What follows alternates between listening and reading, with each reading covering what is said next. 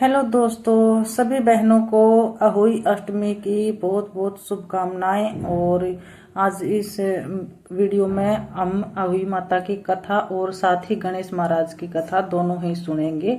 तो वीडियो पर लास्ट तक बने रहें। तो देखिए, ये व्रत है न महिलाएं अपने बच्चों की लंबी उम्र के लिए रखा जाता है। और आज है न मंगलवार है और 2025 है और दिन है ना, सॉरी, तारीख है 13। तो देखिए, जिस जगह पर हम पूजा करेंगे पहले तो उसने ना अच्छे से साफ कर लिया। और चौकी है तो चौकी ले ले, नहीं तो एक लाल कपड़ा जो कि पूजा में इस्तेमाल हो है वो लाल कपड़ा अच्छे से बिछा ले यहाँ पर। और उसके बाद ने थोड़ा अनाज का आसन देकर न जो ही माता का कैलेंडर है उस पे भी हम वस्त्र रूप में कलावा बांध चढ़ाएंगे। और अगर चुनरी है तो चुनरी भी रख सका। हाँ, तो पूजा का सारा सामान ले लिया है मैंने। अनाज ले लिया है, जैसे बाजरा हो, गेहूं हो, आपके पास जो भी हो, चावल हो। और थोड़े से जो जवे लिए हैं जो की कहानी सुनी जाएगी जिनसे। और बाजरे की एक कटोरी भी ले ली है, मतलब नाज की। और ये भी पूजा में रखा जाए। एक दीपक ले लिया है। अगर आपके यहाँ दीपक नहीं जलाते हैं तो कोई बात नहीं है, लेकिन पूजा में है ना करना चाहिए, जलाना चाहिए दीपक, अच्छा वो है। और सभी को हम तिलक करके न और कलावा चढ़ा दूंगी सभी पर। और एक लोटा जल का हमने अलग से रखना है, जो कि हम कहानी सुनाएंगे तब ये सूर्य महाराज को अर्घ देना है। और यहाँ पर मीठा रखना है, वही माता को मीठा मुँह करवाने के लिए। और ये जो ये है ना कलश है, इनके ऊपर जो ढक्कन है उनमें मीठा भर के न रखना है, खाली नहीं छोड़ने हैं। तो यहाँ पर ये सब मैं कर रही हूँ, साथिया बना के तिलक करके न। तो ये आप सब भी कर लें। और साथ ही जो भी सामान है, बार बार में उठना नहीं पड़ा पूजा में, तो ये सारा सामान साथ ही ले लिया है मैंने। मिठाई भी ले ली है, फ्रूट भी ले लिए हैं। और सब कुछ यहाँ पर अपने अच्छे से सब कुछ जचाना है। और फिर देखिए, गांव में तो जहाँ लेडीज होती हैं काफी इकट्ठा सुना है, लेकिन इसमें हम अकेले हैं तो हम अकेले भी घर में कथा सुन सकते हैं। तो यहाँ पर इनको सभी को मैं ऐसे तिलक कर दूंगी। तो आप सब भी ऐसे ही कर लें। और मैं यहाँ पर है ना कपड़ा की जगह दक्षिणा टेकूंगी, जो कि कपड़े में बाद में लाकर न दे दूंगी। और ये कहानी है ना किसी और के मुंह से ही सुननी चाहिए हमें। तो यहाँ पर मेरे हस्बैंड जी हैं, ये मैंने कथा सुनाऊंगी और पूरी कथा ध्यान से सुनना। और बहुत ही बढ़िया कथा है। एक साथ दो कथा है इसमें, गणेश महाराज की भी, क्योंकि गणेश महाराज के बिना पूजा अधूरी है। तो गणेश महाराज की कथा जरूर सुने। और यहाँ पर ये कहानी सुनने का है, जो लोटा है जल का, इस पर भी मैं सातिया बनाकर और 7 टिक्के लगा लूंगी। तो आप सब भी ऐसा ही जरूर करें, क्योंकि ये व्रत है न बच्चों की लंबी उम्र के लिए रखे हैं माताएं। तो चलो कथा करते हैं अब शुरू। हाथ में जवे ले लिए हैं और जो कथा सुना रहे हैं उनको भी जवे देने हैं। और थोड़े से जवे हमें जल के लोटे में डालने हैं और फिर पूरा ध्यान लगा कर ये कथा सुननी है। तो मैं आपको सुना रहा हूँ अहोई माता की जो कहानी है, वो बड़े ध्यान से और लगन पूर्वक सुनना। किस प्रकार से सौ माता ने जो है कृपा करी है, जिसने भी इनकी पूजा की है। प्राचीन समय में एक साहूकार था जिसके 7 बेटे और 7 बहुएं थी।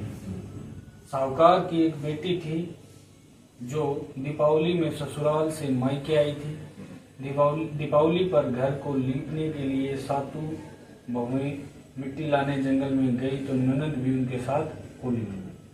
साहूकार की बेटी जहां मिट्टी काट रही थी, उसी स्थान पर शाही ऐसे माता अपनी 7 बेटों के साथ रहती थी। मिट्टी काटते हुए गलती से साहूकार की बेटी की खुरपी से चोट से साहू का एक बच्चा मर गया। साहू इस पर क्रोधित होकर बोली, मैं तुम्हारी कोख बांधूंगी। साहू के वचन सुनकर साहूकार की बेटी अपनी 7 भाभियों में से एक एक पर विनती करती है कि वह अपने बदले अपनी कोख बंधवा ले। सबसे छोटी भाभी ननद के बदले अपनी कोख बंधवाने के लिए तैयार हो जाती है। इसके बाद छोटी भाभी के जो भी बच्चे होते हैं वे 7 दिन बाद मर जाते हैं। 7 पुत्रों की इस प्रकार मृत्यु होने के बाद उसने पंडित को बुलाया, उसका कारण पूछा। पंडित ने सुराही गाय की सेवा करने के लिए सलाह दी। सुराही से सेवा से प्रसन्न होती है और उसे साहू के पास लेकर जाती है। रास्ते में थक जाने पर दोनों आराम करने लगती हैं। अचानक साहूकार की छोटी बहू की नजर एक ओर जाती है। वह देखती है कि एक सांप गरुड़ पंखनी के बच्चे को डसने जा रहा है और वह सांप को मार देती है। इतने में गरुड़ पंखनी वहां आ जाती है और खून बिखरा हुआ देखकर उसे लगता है कि छोटी बहू ने उसके बच्चे को मार दिया है। इस पर वह छोटी बहू को चोंच मारने शुरू कर देती है। छोटी बहू इस पर कहती है कि उसने तो उसके बच्चे की जान बचाई है। गरुड़ पंखनी इस पर खुश होती है और वह सुराही से उन्हें साहू के पास पहुंचा देती है। वहां साहू छोटी बहू की सेवा से प्रसन्न होकर उसे 7 पुत्र और 7 बहू होने का आशीर्वाद देती है। साहू के इस आशीर्वाद से छोटी बहू का घर पुत्र और पुत्र वधुओं से हरा भरा हो जाता है। जिस प्रकार से साहू माता ने छोटी बहू को आशीर्वाद दिया और बच्चों का मतलब सुख प्रदान किया, इस प्रकार से सभी को सुख और आशीर्वाद प्रदान करें। अब मैं आपको सुनाऊंगा गणेश महाराज की कथा। एक दिन गणेश जी महाराज चुटकी में चावल और चम्मच में दूध लेकर घूम रहे थे कि कोई मेरी खीर बना दो। सब ने थोड़ा सा सामान देकर मना कर दिया। मजाक करने लगे तो एक बुढ़िया बोली, ला बेटा मैं तेरी खीर बना देती हूँ। और वह कटोरी ले आई। तो गणेश जी बोले कि बुढ़िया माई कटोरी क्यों लाई, तो टप लेके आते। अब बुढ़िया माई टप लेकर आई और वह दूध से भर गया। जब दूध डाला उसमें तो दूध से भर गया। गणेश जी महाराज बोले कि मैं बाहर जाकर आता हूँ, जब तक तू खीर बनाकर रखना। खीर बनकर तैयार हो गई। अब बुढ़िया माई की बहू के मुंह में पानी आ गया। वह दरवाजे के पीछे बैठकर खीर खाने लगी तो खीर का एक छिट्टा जमीन पर गिर गया। उससे गणेश जी भोग मतलब मान लिया उन्होंने, भोग लग गया उनको। थोड़ी देर के बाद बुढ़िया गणेश जी को बुलाने गई तो गणेश जी बोले, बुढ़िया माई मेरा तो भोग लग गया। जब तेरी बहू ने दरवाजे के पीछे बैठकर खीर खाई तो एक छिट्टा जमीन पर पड़ गया था, सो मेरा भोग लग गया।